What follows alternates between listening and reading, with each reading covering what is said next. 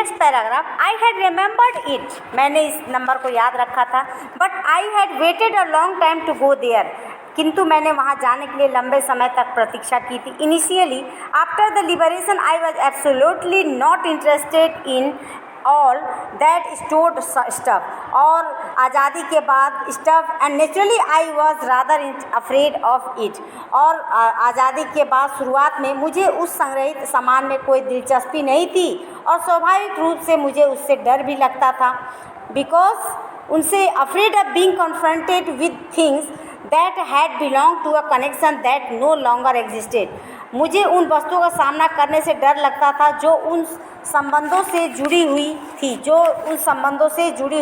थी, and which was hidden away in cupboard and boxes and waiting in when until they were put back in their place again, और उन वस्तुओं का संबंध उनसे था जो जीवित नहीं थे, और उन वस्तुओं को अलमारियों में तथा डब्बों में छिपा कर रख दिया गया था, which had endured all this because they were things, और वे व्यर्थ में इस चीज़ को प्रतीक्षा भी कर रही थी, और यानी कि पूरी तरह से समझ गई थी कि उन्हें दोबारा यथास्थान रखा जाए, and but gradually everything became more normal again, लेकिन धीरे धीरे सब कुछ पुनः सामान्य हो गया।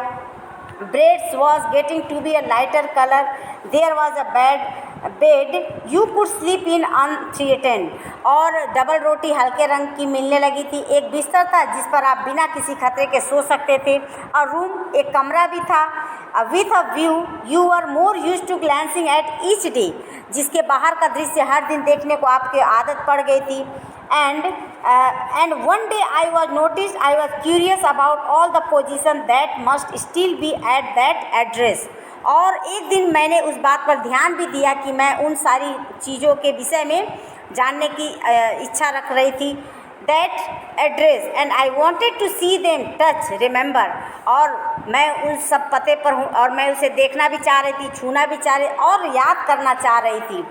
After my first visit in vain to Mrs Darling's house, और मिसेज डार्लिंग के साथ मेरी पहली बीफर मुलाकात के बाद decided to try a second time, दूसरी बार प्रयास करने का निर्णय किया। Now a girl of about 15 open the door to me, और इस बार 15 वर्षीय लड़की ने दरवाज़ा खोला, and I asked her if her mother was at home, और मैंने उससे पूछा कि क्या उसकी माँ घर पर है।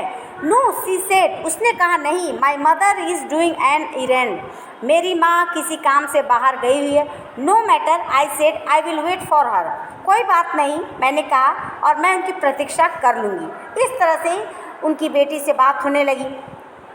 आई followed the girl along the passes, और मैंने उस गलियारे में लड़की के पीछे चल दिया। एन ओल्ड फैशन आयरन, एक पुराने ज़माने का आयरन, मतलब अलग ही चीज़ था, and Hanukkah candle holder next to a mirror, and we never used it because it was much more cumbersome than a single candle stick, और मैंने उसे कभी भी यूज़ नहीं किया, यानी कि मैं गलियारे से लड़के पीछे चल दी थी, और पुराने ज़माने का एक हनुका था, यानी कि उत्सव का नाम हो के दिन मोमबत्तियाँ जलाने वाले लोहे का समाधान दर्पण के बगल में लटका हुआ था, शीशे के बगल में लटकी हुई थी। हमने कभी उसका उपयोग नहीं किया था क्योंकि एक कल समाधान से कहीं अधिक भारी था, वजन था, हैवी था। Want you sit down asked the girl, बच्ची ने पूछा कि आप क्यों बैठेंगी नहीं। She had open the door of the living room and I went inside past her, और मैंने उसके बैठक का दरवाज़ा खोल दिया तथा उसके पास से निकलकर जल्दी अंदर चली गई। आई स्टॉप्ड हॉरिफाइड, मैं भयभीत होकर रुक गई। I was in room I knew and did not know, मैं एक ऐसे कमरे में थी जिसमें मैं पहचानती भी नहीं थी, एंड डिड नॉट नो, और जिसे जानती भी नहीं थी, जिसकी जानकारी भी मुझे नहीं थी। I found myself in the midst of things, मैंने स्वयं को उन वस्तुओं के मध्य पाया जिन्हें things I did not want to see again, जिन्हें मैं दोबारा देखना चाहती थी। Which oppressed me in the strange atmosphere, किंतु जिन्हें मैं इस विचित्र माहौल में देखकर मैं बहुत ही व्यथा हो गई थी, बहुत ही भयभीत हो गई थी। एंड और because of the tasteless was everything was arrange, और अथवा मैं इस बात से दुखी थी कि वे अव्यवस्थित तरीके से रखी गई थी। यानी कि टेस्टलेस थिंग्स के रूप में उसे बताया गया है। Was everything arrange because of the ugly furniture और the muggy smell that hung there. भद्दे फर्नीचर की वजह से या वहाँ आ रही उमस से भरी दुर्गंध से जो वहाँ आ रही थी, स्मेल हंग देयर एंड गन से मैं नहीं जानती थी, I don't know but I scarcely, किंतु scarcely dare to look around me, किंतु अपने चारों ओर देखने का मुझ में कम ही साहस था। The girl moved a chair, बच्ची व लड़की यानी कि लड़की ने कुर्सी खिसकाई and I sat down and stared at the woollen tablecloth. मैं बैठ गई और मैंने उन्हीं मेज़पोश की ओर देखा। आई रब्ड इट, मैंने उसे रगड़ा। My fingers grew warm from rubbing, मेरी उंगलियां उसे रगड़ने के कारण गर्म हो गई। I followed the alliance of the pattern, मैंने उस पर बने बनावट को ध्यानपूर्वक देखा, उस नमूने को, पैटर्न को। Somewhere on the edge there should be a burn mark that had never been repaired, किनारे पर कहीं एक जलने का निशान होना चाहिए था जिसे कभी सही नहीं किया गया था, यानी कि किनारे पे जलने की भी खास कोना खराब हो चुका था जलने के कारण। Now my mother will be back soon said the girl, I have already made tea for her, will you have a cup. और मेरी माँ जल्दी ही लौट आएगी, लड़की ने कहा, और मैंने पहले ही उनके लिए चाय बना दी, और क्या आप एक कप चाय लेंगी? थैंक यू, धन्यवाद। आई लुक्ड अप, मैंने ऊपर देखा। The girl put cups ready on the tea table, और लड़की ने चाय के प्याले मेज़ पर रख दिए थे। She had a broad back, उसकी पीठ भी चौड़ी थी, जस्ट लाइक हर मदर, उसकी माँ की तरह, जैसे उसकी माँ की थी। She poured tea from a white pot, और उसने सफ़ेद केतली से चाय प्याली में डाली। All it had was a gold border on the lid, और मुझे याद भी आया कि उसके ढक्कन पे एक सुनहरी किनारी भी लगी हुई थी, ढक्कन पे लगा हुआ था। एंड आई रिमेंबर्ड, और मुझे पूरी तरह से याद आया। And she opened a box and took some spoon out, उसने एक डिब्बा खोला तथा उसमें से कुछ चम्मच बाहर निकाली। दैट्स अ नाइस बॉक्स, यह बहुत बिची सुंदर सा डिब्बा है। I heard my own voice, मुझे स्वयं की आवाज़ सुनाई दी। And it was a strange voice, और यह एक विचित्र आवाज़ थी। As though each sound was different in this room, मानो इस कमरे में हर आवाज़ ही भिन्न थी। Oh you know about them, अरे क्या आप इसके बारे में जानती हैं? सी हैड टर्न राउंड, वह मुड़कर and brought me my T, वह मुड़कर मेरी चाय ले आई थी। सी लाफ्ड, वह हंसी। My mother says it is antique, मेरी माँ कहती है कि ये एक बहुत ही अलग प्राचीन वस्तु है। We have got lots more, और हमारे पास और भी सारी वस्तुएं हैं। She pointed round the room, see yourself, उसने कमरे के चारों ओर इशारा किया, और आप भी स्वयं भी देख लीजिए, ऐसा उसने कहा। I had no need to follow her hand, मुझे उसके हाथ के इशारे का अनुसरण करने की आवश्यकता नहीं थी।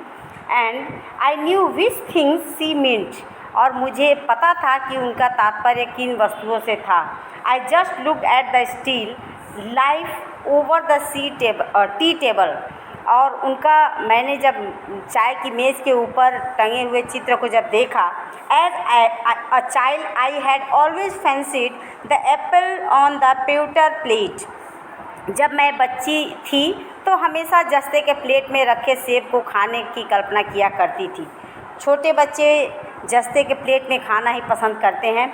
And we use it for everything she said, और उसने ये भी कहा कि हम इसका उपयोग ऐसे प्रत्येक वस्तु को रखने के लिए किया करते थे। Once we even ate off the plates hanging there on the wall, एक बार मैंने जब हमने उस दीवार पर टंगी प्लेटों में भी खाना खाया था जो वहाँ दीवार में लगी हुई थी, हमने उसमें भी खाना खाया था। I wanted to so much, मुझे ऐसा करने में बहुत ही अधिक इच्छा भी मुझे थी। But if it was not anything special, लेकिन मुझे तो कोई विशेषता उसमें नहीं दिखी उस प्लेट में। I had found the burn marks on the table cloth, और मैंने मेज़पोश पर बने जलने के निशान को ढूंढ लिया था। And the girl looked questioningly at me, और लड़की ने मेरी ओर प्रश्नवाचक दृष्टि से मेरी ओर देखा। Yes, I said, you get to I get so used to touching all these lovely things in the house. हाँ, मैंने कहा, तुम्हें घर की इन सारी सुंदर वस्तुओं को छूने की इतनी आदत पड़ जाएगी। That You hardly look at them anymore and you only notice when something is missing. और जब तुम फिर कभी मुश्किल से ही इन पर ध्यान दे पाओगी। तुम केवल तभी ध्यान रखोगी, only notice when something is missing, जब कोई वस्तु गुम हो जाएगी, गायब हो जाएगी, because it has to be repaired or because you have lent it, for example, या तो जब गायब हो जाएगी क्योंकि उदाहरण के लिए एक या दो उसकी मरम्मत करानी होगी, अथवा तुमने उसे किसी को उधार दिया होगा, कुछ भी कंडीशन हो सकती है। Again I heard the unnatural sound of my voice and I went on, और पुनः मैंने अपनी अस्वाभाविक आवाज़ सुनी और तथा मैं बोलती भी रही। क्या? I remember my mother once asked me if I would help her polish the silver.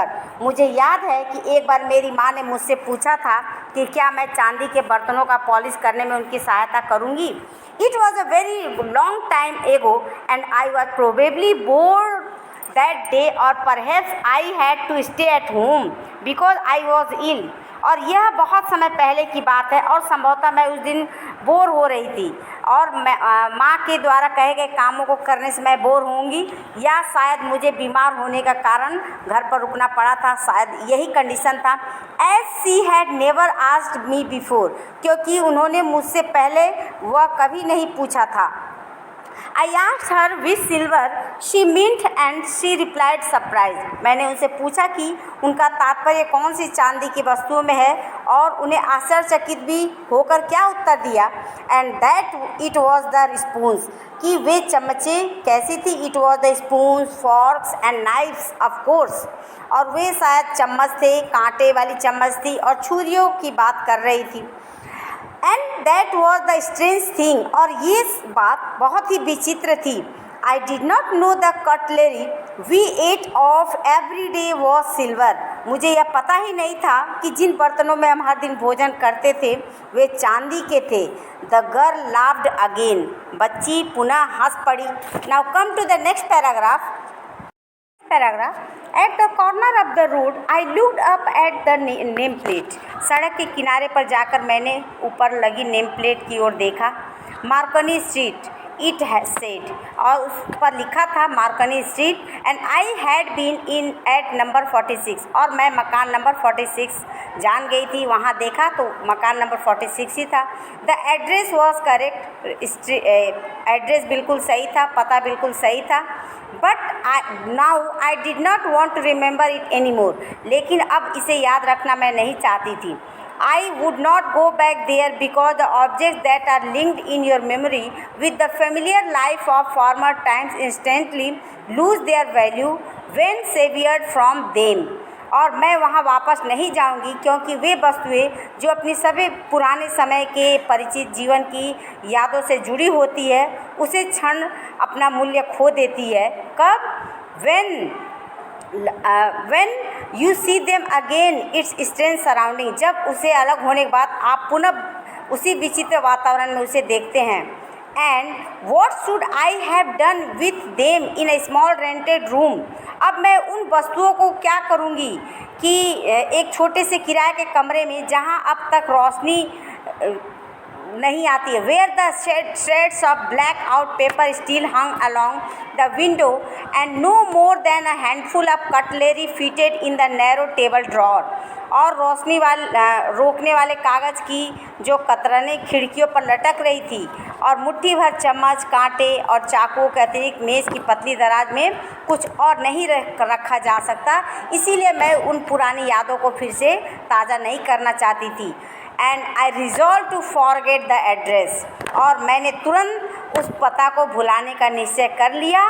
End of all the things, और जिन सारी चीज़ों को आई हैड टू फॉरगेट, भूलना मेरे लिए आवश्यक था, that would be the easiest, उनसे यह पता भूलना सर्वाधिक सबसे अधिक आसान था।